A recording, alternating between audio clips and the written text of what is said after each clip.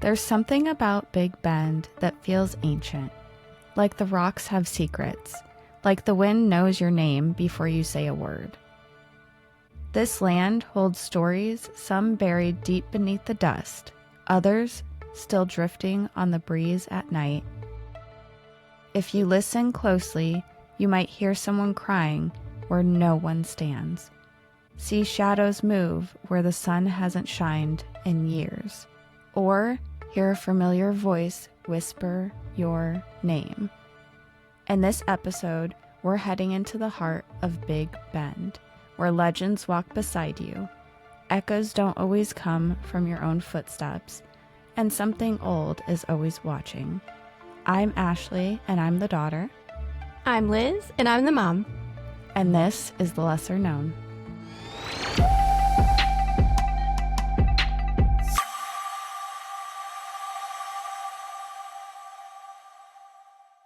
In this episode, we're talking about the legend of La Llorona, the strange energy, and a ghostly sighting around Devil's Den. And then a late night hike through Big Bend that turned into something much darker than expected. Ooh. But did you watch the movie, La Llorona? No, is there a movie? Mm-hmm. Dang. Should you watch it first? No, I can't. I know. Yeah, no, it's a scary movie, but they always said that it was based on a true story. I didn't know it happened here. It's like the Rio Grande River. That's like the area where it happened. Oh. Dang, I wish I would have watched it. But then it may have swayed my perspective on it. So I guess maybe, yeah, go watch it after this and then see how you feel. Okay. So before we do, let's do the question of the day. If animals could talk, which do you think would be the rudest? I meant to think about this, but I completely forgot that you sent the question to me. Can you tell me yours first? And then, Okay. So obviously, initially, everyone says cats. But I'm like, you know what? I'm not gonna do that to cats because give them a chance. I'm sure this isn't true. So I was just trying to think of other things like, rhinos, elephants, giraffes. I was trying to think big picture animals. But I seem to keep coming back to cats. So I think I'm going to go cats, even though I know I was trying to go around it. But because think about it, even because I was thinking, that was really big build up for nothing. But wait, but you know how rhinos, it's I think they would be very rude. But they're rude for a reason. They don't know you. And same thing with all these other wild animals. The only reason, the squirrels outside, super rude to me, even though I'm feeding them. The birds, super rude. But it's because they think that I'm a predator. But a cat is your pet. Mm-hmm. You take care of it. You're sweet to it. Sometimes they snuggle and sometimes they're nope, no, get away from me. I hate you. So it's they know you and they're still rude. So I think cats, even though I didn't want it to be a cat, I think cats are still kind of rude. I want to say something in the rainforest though. I feel like there's something I'm thinking of, but I can't think of it. But I guess mine would be, because when you were saying that, some people have monkeys as pets and they're really smart, but some of them tear off someone's face, even though they're their pet. So I was thinking that, but then I was thinking back on the episodes that we've done, and the Gila monster would be one. Yeah, because I can't remember what they he don't does. like to be disturbed. They're just venomous, really venomous, and they don't like to be bothered. Yeah, because they don't like to be bothered. So I just think of an old man with a shotgun on his porch. That's a Gila monster. That's a Gila monster. He's don't bug me.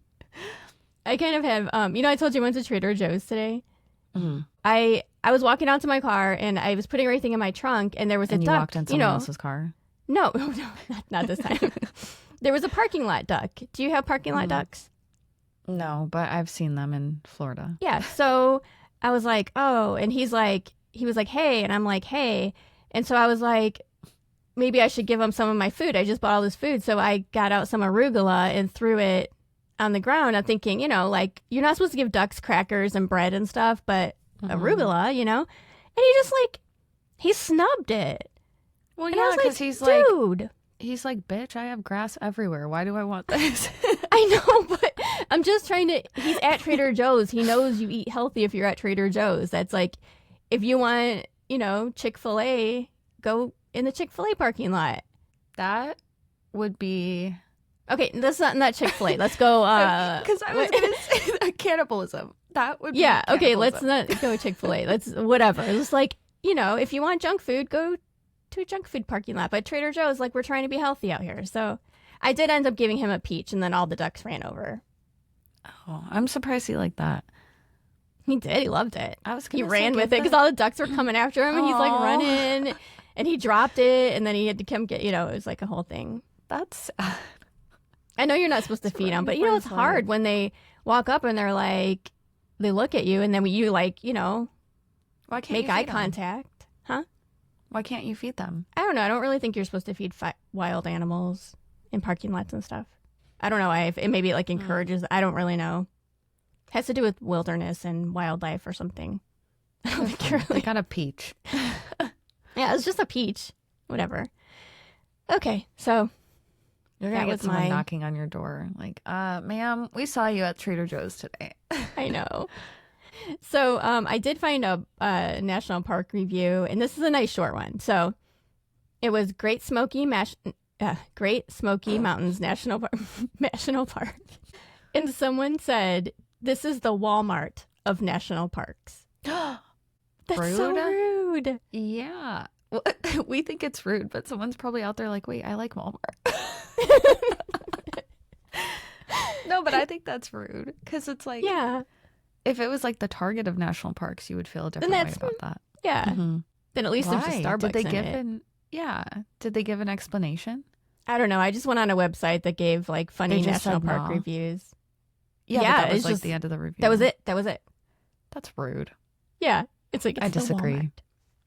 I've never been, but I'm sure it's not. Well, me neither. I mean, but basically any national park is going to be like Mhm. beautiful. So some people are they just. probably didn't actually go to the national park. They probably mean- just passed through and they're like, ugh. Oh, yeah, that is the one where you could just drive through, right? I bet. Yeah, you're probably right. So Why getting are you back so to, stressed out today. I'm just like burning up because I forgot we turned off. Like it's really hot here, so we turned off our vents for the back of the house because we're always in the front of the house, and like our utility bill is insane. So we turned off the vents back here. So I'm like in this like closet recording, and it's like super hot in here. That's why I have my sleeves up, like my guns are out. Well, I just mean because you're like, I and don't then you're know. like, I think it's because What's going it's on over hot. there? It's like hot in here, and it's making me like feel like some kind of way. All right. All right, so Big Bend National Park.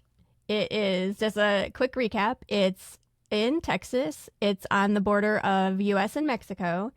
It has rugged landscapes, so there's like jagged mountains, the Chihuahuan Desert, and the Rio Grande carves its way through all the ancient canyons. And then there's also a forested area. Is that correct? Mhm. Was there forested? Okay. The way everyone described it, like everything I looked up, it was like isolated, wild, and almost otherworldly. They said it's like eerily silent. So everybody says that. Like that's like the one thing that everyone like has in common. First, I want to talk about the creepiest story, which is, I want to call her La Llorona. It's La Llorona. The legend of La Llorona, before she became a ghost, she was a woman named Maria. So she was born sometime between like the 16th and 17th century, and it was likely during the Spanish colonization of Mexico. Maria came from a poor family, but she was known throughout the village for being extremely beautiful. Her charm caught the attention of a wealthy Spanish nobleman, and despite their class differences, he fell for her. They began a passionate affair, and she ended up having 2 children. Over time, the nobleman grew distant, as they do. As they do. As they do. Oh, okay. So I guess he grew distant, but he would still like visit the kids, but he completely ignored Maria. Eventually, he left her entirely and married another woman. So Maria was devastated, humiliated, heartbroken.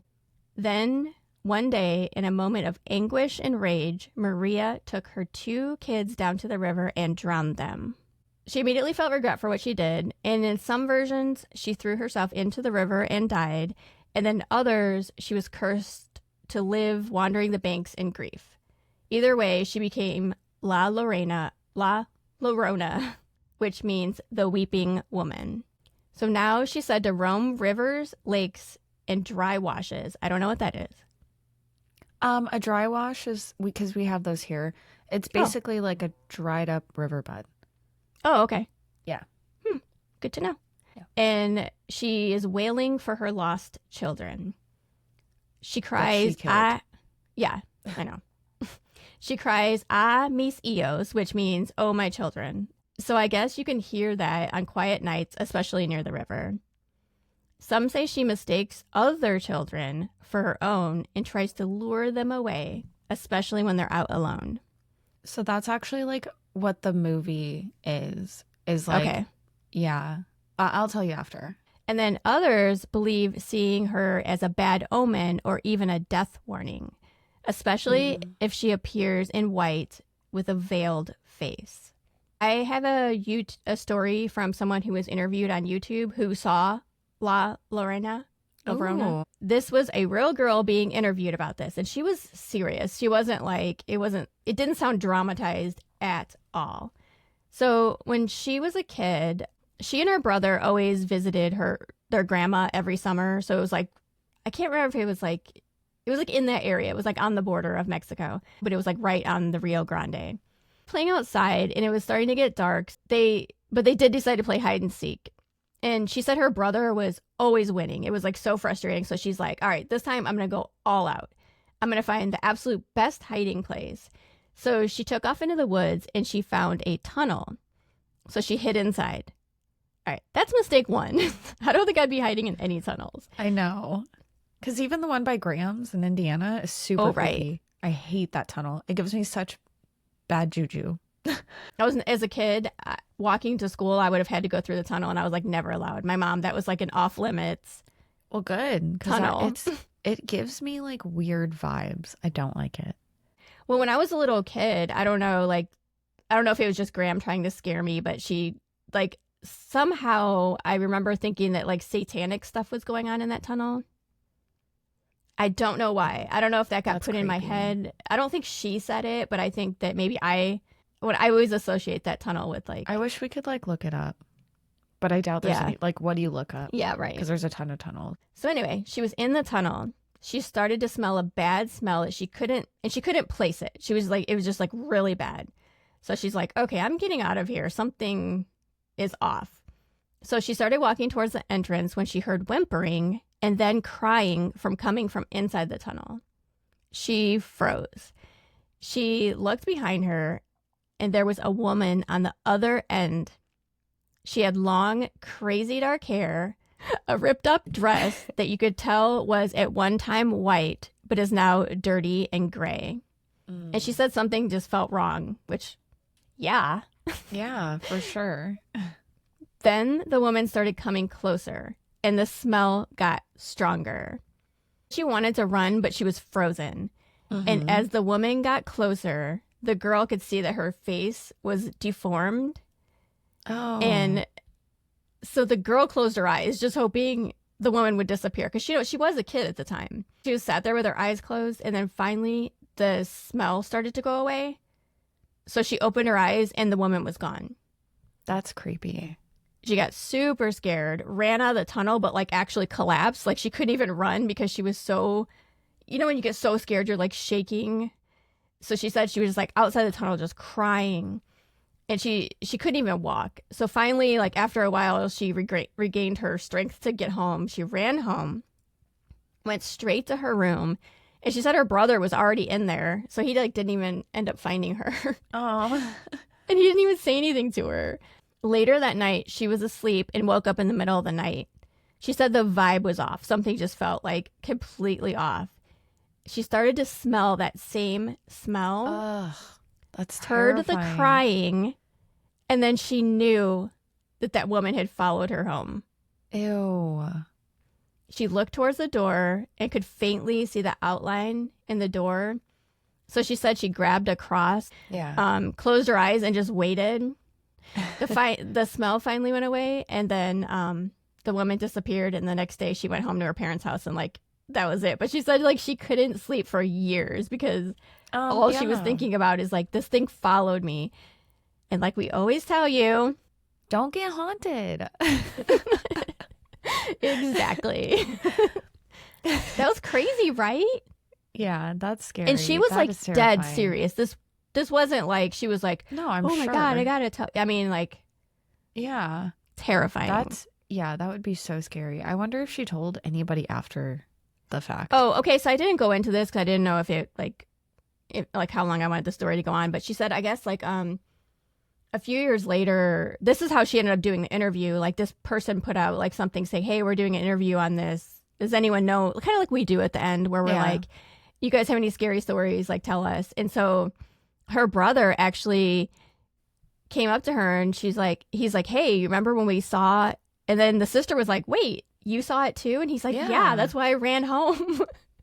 But they never talked about it. God. They never talked about it. And this was years later. That's crazy. Yeah. So they both saw it. And he just left his sister. Yeah. Typical big brother behavior. Right. Insane, right? And they never talked, so like said, because she didn't want to tell anyone because she felt dumb. You know, she's like, it's probably in my mind or. Yeah. No, I get that because like a lot of people don't believe that stuff. So yeah, that's crazy though. I would be terrified. I don't know what I would do. I mean, because you know how like sometimes when you run, you get even more scared. So like I wouldn't want to run, but I would because I'd be scared. But like there have been times where like I've ran at night and like for I start exercise. Thinking, no, I'm running from the cops. I gotta ask. I did follow your location, you know. No, like it just gets really hot here, so it's like when at night or morning. But anyway, so I was like running at night, but then you start like thinking about things, and then you start getting scared, so you start running faster. But then when you run faster, you get more scared. So it like doesn't help. It's great exercise, but it's scary. So your best exercise advice: get scary. Get scary. No, the La Llorona movie. I don't remember it too much because it came out like maybe 2019. It was like a few years ago, but it was like it definitely told her story and how she like lured kids to the river and like kids would go missing, and so there was like a bunch of missing kids and they were trying to figure it out. But I don't remember how it ended. I need to rewatch it too. I wonder if people actually did go missing in that area, like kids. Like if that was like a true thing or if they were enhancing the legend, you know? Oh, for the movie? Yeah, like probably. No. Like I'm wondering because it's based off a true story. So I'm wondering if they got that true story like because kids were going missing. Because I know they exaggerate things in movies, obviously. But I wonder if like that was an added effect. Like, oh, we'll just make it so the kids go missing and that's what happens. But like, I wonder if kids actually went missing in real life. You get what I'm saying? Maybe. Or if that was just dramatized. I don't know. I'll look it up. The next place I'm going to talk about is Devil's Den. So it's not I really... talked about that a little bit. Yeah. So I guess maybe you can help me with this too. It's like, from what I understand, it's not really marked on all the maps and it's kind of hard to get to. It's like kind of like a rugged trail through the Terlingua Badlands. Oh, I don't remember saying the Badlands, but I do remember when we were talking about it, I was saying that it was like a really dangerous trail and a lot of people don't go on it and people don't even go in it. That's the one where the cattle don't even go in because there's like floods that come through. Okay. Yeah. It's like very rugged terrain. Yeah, that's what I got from this too. And then they said that even like the landscape feels prehistoric almost. Does that sound right? From what I read, it's almost like remember how I said like the sound is absorbed by the canyon? Yeah, so that's why it like is described as eerily silent. Like that weird silence. Yeah, because like there's no echoes or anything. It just like... And they said that like no one actually knows how it got its name, but they said like when you're there, it kind of makes sense because it's like super creepy. The canyon's long, dark, and winding with walls so tight in places you have to slide sideways to pass through. and the sunlight barely touches it. So it's like also dark. Stories from hikers and campers talk about disembodied voices, the sounds of rocks being thrown from above, and shadowy apparitions. Some say that the canyon was once a sacred site for indigenous people and a place tied to spiritual rituals. Others believe it's cursed. It was used as a hideout in the 1800s, possibly by outlaws or people running from the law. There's no records, just rumors. So it's like, that's why it has that oppressive feeling, because they think that like people's bodies are probably thrown in there, or like you were even talking about like hiding spots. Yeah. So some locals won't even go near it, which I think you kind of talked about. There's others that say never go there alone, never go after dark. And the spirits in Devil's Den apparently don't like company, and they're not shy to let you know about it. Do we have a story associated? Yes. Okay, good. This is a true story encounter, and I got this off Reddit, so as true as Reddit is, it's true. So these two guys, they were camping in Devil's Den, and they were warned about it, but they're like, whatever, like it's just legends and stuff like that, right? So the one friend went to go find a place to go to the bathroom, and he didn't come back. The other guy was like, all right, I'm going to go look for my friend, because like this is kind of worrying me. So he found him, and the guy was standing perfectly still. He was facing a cliff wall and didn't respond. I hate that. The guy jumped like he was coming out of a trance, and he was pale and whispered, "Did you hear it?" And the guy was like, "What are you talking about?" Ew. And the guy came out of the trance, it shook his head. He's like, "No, we need to leave." In the woods, he heard someone calling him softly, and it sounded like his friend. But it was coming from all directions. And then the voice started mimicking other people, like his mom, his girlfriend, and it didn't sound right. It just kept repeating phrases. Like it didn't really know what it was saying. Like it was just trying to like mimic a person. That's so creepy. It's like making my eyes water. He turned around and saw someone crouched between the rocks. He could only see a silhouette. No. And it was whispering, but its mouth never moved. Ew. In the morning, they packed and left, which is insane, right? In the morning. Like, in the morning. But I guess maybe they just didn't want to be out there for scared purposes. So they said they packed up and left in the morning, and they saw a ranger on the way out. And the ranger was like, "You boys didn't camp in the den, did you?" They didn't respond. They're just like, And then the ranger nodded and said, "They always whisper when they want someone new." Ew. Ew. What? No. Yeah. That's scary. I want that ranger's number. I want to hear the stories. Yeah. That's crazy. Ew. Gross. I know. Mm-hmm. I wonder, so I know like you said spirits and stuff, but I wonder if it's like the thing that we're not supposed to say. SW. Skinwalker. Oh, yeah. I know. We'll just refer to it as SW. No, but I wonder if it was that. I don't know, but like basically all of these stories, that's kind of what they sound like. Or like I think there's actually something called like a mimic. Like where they mimic things. But so do SWs. Even my last story is similar. And that's like all I was finding on this park. Weird. Because I was planning to talk about like that Terlingua cemetery and the ghost town, but there really was not much there.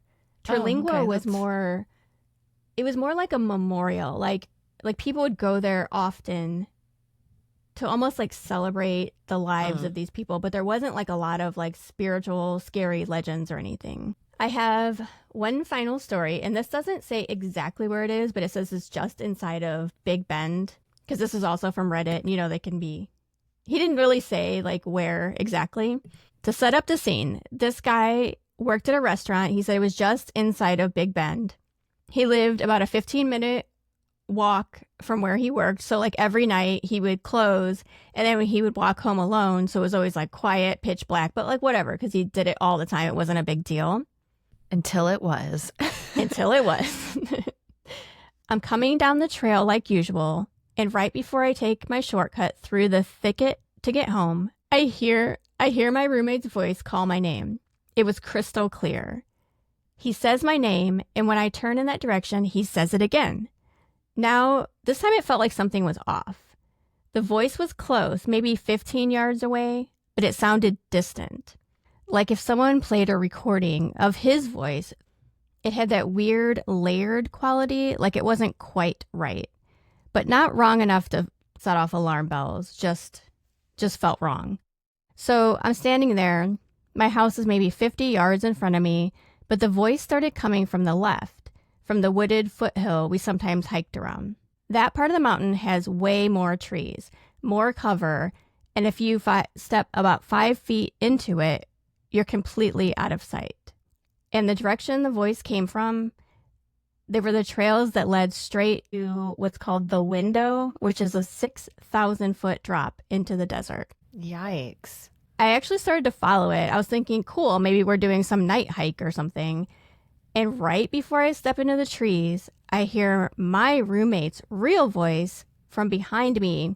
He was on the porch, and he's like, hey, who are you talking to? Ugh. I freeze. I turned back towards the house, completely confused. And right then, this thing bursts out of the thicket that I was just about to cut through. Now listen, I've walked this same shortcut every single night. I know the trail. And this thing, I don't know what it was.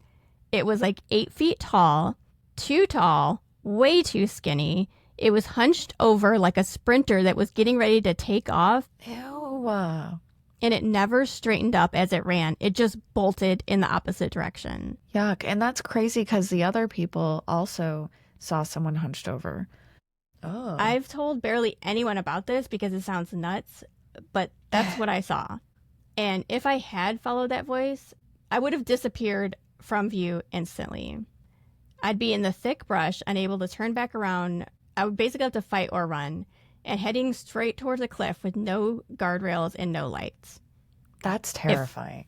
It felt like I'd interrupted something, like I startled it, but it wasn't an animal. Like when you spook a person who's up to something and then they just run off.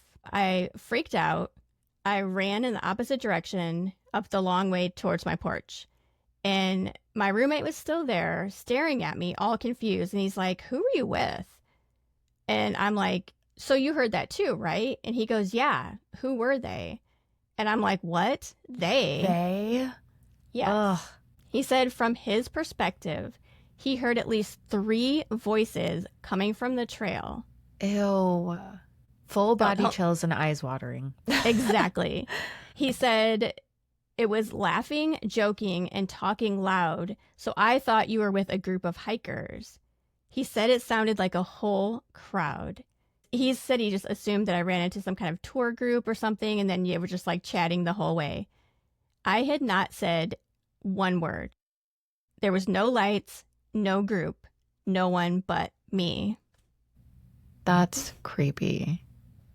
That's and terrifying. honestly, that's not the only story I've heard like that. Like when I was trying to research this park, I know I just told you that a second ago, but there was also this like nurse, and she was like living basically in like a secluded area, and almost the same thing happened to her. Like she described as like tapping on the windows, and she'd go outside and there was nothing. And I found so many stories like this that it almost doesn't feel made up. You know what I mean? Well, and the fact that they both described it as something hunched over, that's weird. Like in the same position. Creepy. Yeah. Ew, Yeah, so I hate it. I know. I hate it, but I love it. But yeah, that's why I went with those stories this time, because it was like, it seems like there's something to it when there's that many stories talking about the same thing, you know? Yeah, for sure. Oh, okay. So that was a lot. That's all I have for Big Bend. I think I know. that was the creepiest stuff. Like all that, I think was the creepiest that we've talked about. Which just feels real. Yeah. Well, and a lot of people saw it, and it's the same story, so it's just crazy. Mm-hmm. Go watch La Llorona now. Okay. Right now. You think I can find it on Netflix? I don't know. You can find it somewhere for sure. Yeah. But yeah, it was good. Yeah. I like it. It's just like a common theme, like the quiet, isolated, don't go out at night, you know, just all this stuff. Yeah. And I didn't actually put a place to stay, but I mean, I'm sure if you, based on that, staying at any campground is going to feel I will not be pretty camping scary. So, yeah. All right. Anyway, Well, good. try That to go was on a about good your day episode. without being too I can't scared. wait. I can't wait till people hear this. Whenever it comes out, you guys are going to be baffled. Is the word that comes to mind. And scared. Shooketh. Shooketh. We'll see you guys for it'd be a whatever Wednesday. Yeah. Whatever Wednesday, Sunday Scary. So if you guys have any cool stories, just Yes, please Send send us- them in. please We send them love in. the It's stories. so fun. Yeah. It's so fun. And you can send it as a voice note, and it's like easier that way. Yeah. But we also Okay. don't mind reading it.